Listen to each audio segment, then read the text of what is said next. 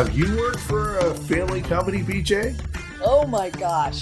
A couple too many times, Richard. I know, me too. Me too. Yes, definitely. There's just so many ins and outs. This might be a longer episode Yeah, we're going to be bringing a lot of information to this. for sure. I'm BJ Flagg. And I'm Rich G. And this is episode 202, How to Run a Successful and Drama-Free Family Business. Exactly. And what is amazing is businesses are definitely opening up. You're seeing a lot of businesses kind of come around. They've finished their pivoting. And roughly 60% of the U.S. workforce works for a family-owned business. I was so surprised by that number. Isn't it amazing? I know. And the family run businesses create over 78% of all jobs and contribute 57% to the GDP. That surprised me. Yeah. And about 1 in 5 firms that you encounter are family-owned. Wow. Pretty amazing. So, So, economy, how things hit us, all that type of stuff. It's not surprising what everybody has collectively been through. yeah, it's very interesting. So, the average company or store that you run into is probably family-owned. Yeah. Yeah. Has family connection. There's always a little something going on there. Oh, yeah. My Aunt Maeve does the books. Yeah. Or Walmart, that's family-owned. So, There we go. yeah. Exactly. Oh my gosh. So anyway, tip number 1 is make sure family communication is clear, open, and regular. And I run into this all the time. I coach a number of clients that own or work in family businesses. And that's the first thing I talk to them about, that they need to have family meetings regularly, monthly or quarterly, just to get the information out, and also to have an offsite once a year. And here's the most important part, with a facilitator, I do Yes. it, to plan strategy and eliminate recurring conflicts. Yeah. It's amazing how you have to keep the structure. One of the biggest things is set boundaries. Yeah, What is work and what is family communication? Because your family are the first people who know what a trigger is, yeah, right? It could be one little word and your family member will lose it. yeah. Oh, I've always known it's like they know how to push each other's buttons. Well, Yeah. in families, they've invented the buttons. So it's like they know how to push the buttons of people if they want to, and bet good communication that's clear and open is very important. So if you do have family drama, if you have a problem or an issue, address it outside of work. Yeah. Just so more, and leverage those outside resources to bring facts to the discussion, like an attorney or an accountant or a coach. You know, make sure to always have outside members who help. Like you said, a moderator, a facilitator, that type of thing. You'll have a much longer business relationship. Yeah, because a lot of family drama is built on emotion. And the minute you bring facts to the discussion, it kind of kills the emotional aspect, and it gets you to focus more on the facts, and it helps you get to a conclusion that much faster. Oh, yeah, definitely. Tip number 2 has to do with kind of just basic human resources issue. Put the best people in the right roles because of ability, not birth. This is not a birth order situation. There is going to be somebody who is better in a certain role, and you need to be wise and put that person into the right role. I did have a little something down here that says, all the conversations have to be very professional, especially in front of like a non-family coworker.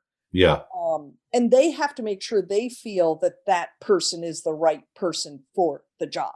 exactly. Yeah. Think of The Godfather. Vito put Michael in charge, who was the youngest, and Yeah. Fredo was passed over because he wasn't qualified. Right. Right. And you know how that went. not so Yeah. good.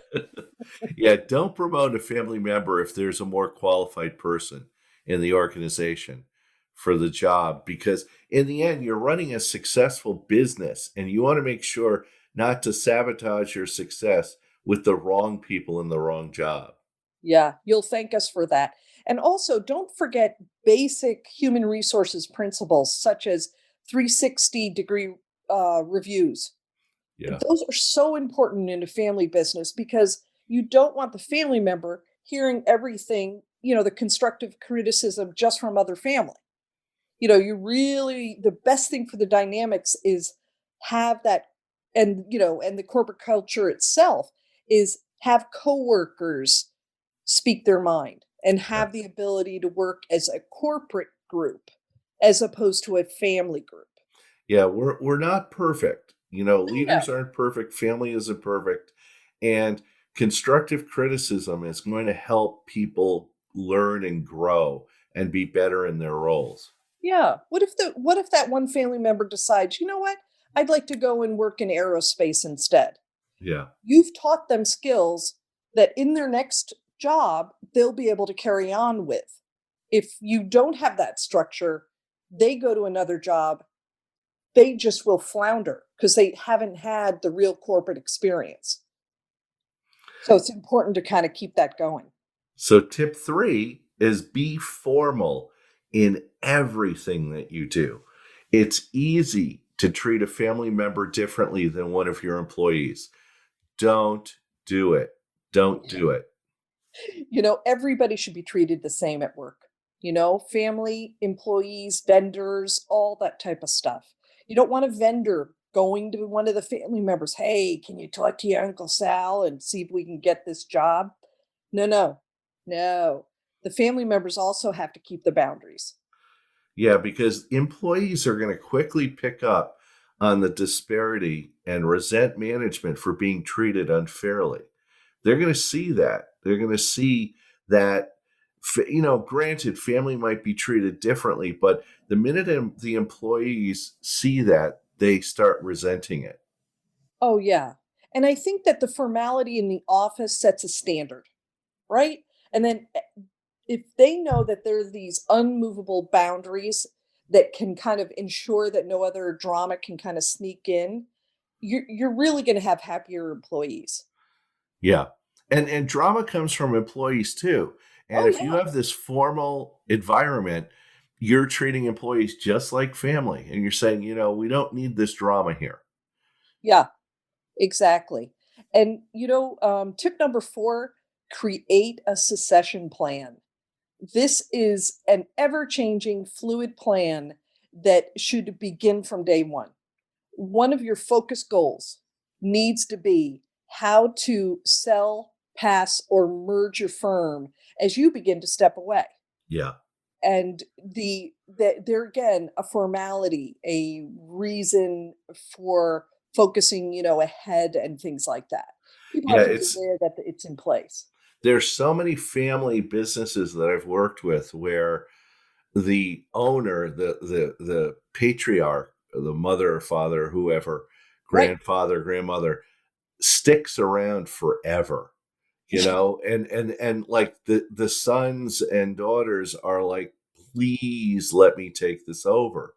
They're in Right. their 40s and 50s and going, dad is just, or mom is just holding us back, because Right. they want to run the business like they did in the 60s and they just can't.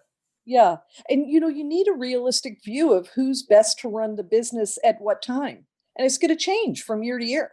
Yeah.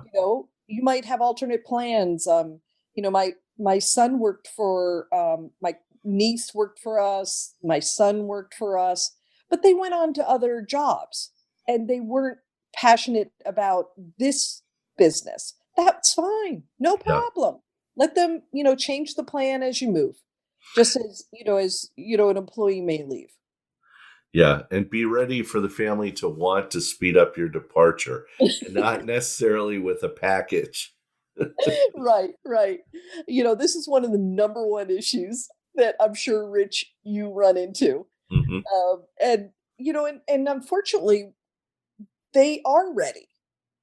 like you said, they might be in their 40s and 50s, and here you are, tipping 70, 75. You need to actually step back. Yeah. Yeah. And let them make the money, make the business. You have a happy retirement, and everything kind of moves along. So it's important to know when's that right time to step aside. Yeah, I worked with a client where the father wanted to review every tax form that went out of the office, everyone, and it Oh my would pile up. And they were just like, "We just got to get these out." And well, I got to review them all, but then they're taking Fridays off and coming in late on Monday, and God.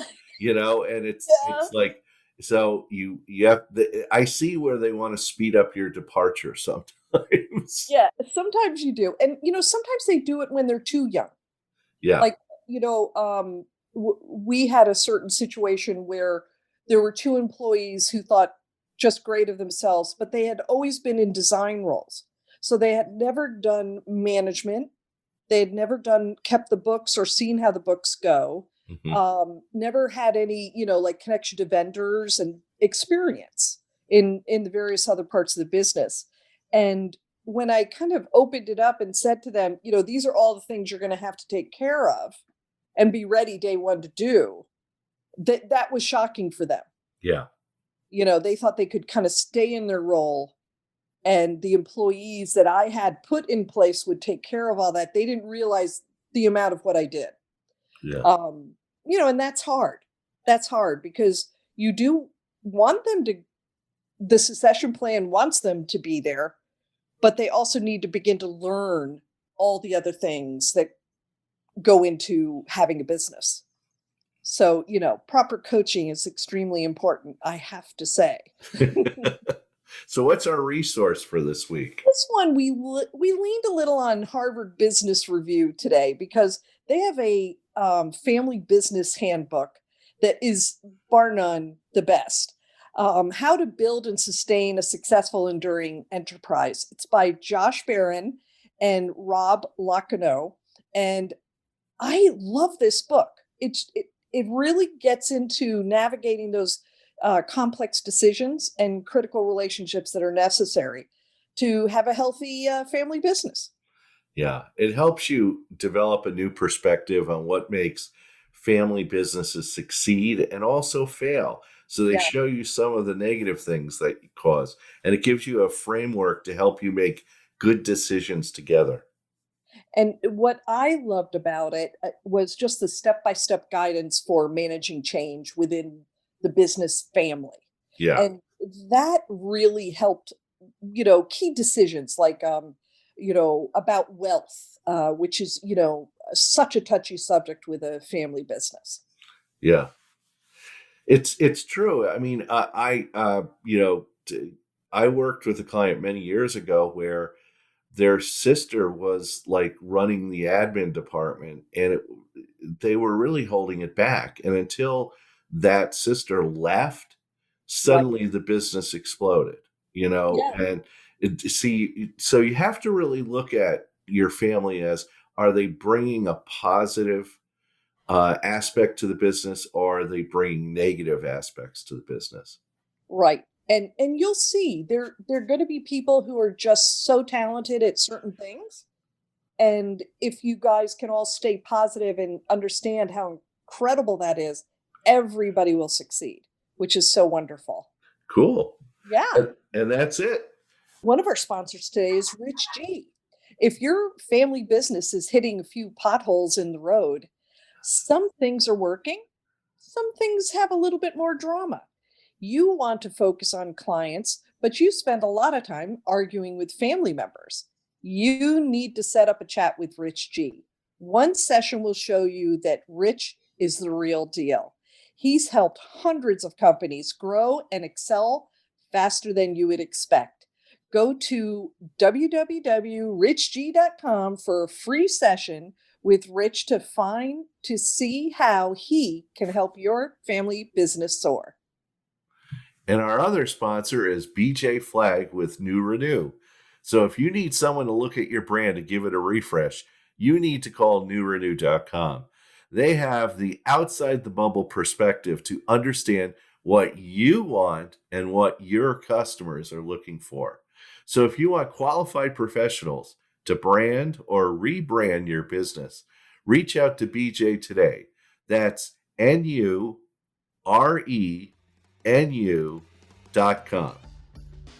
Thank you to our producer, editor, and king of creative, Richard Scalzo, the man who makes everything happen with our podcast, bringing you the best small business podcast every Tuesday. We've never missed a week. Have an unbelievable Tuesday. Catch you later.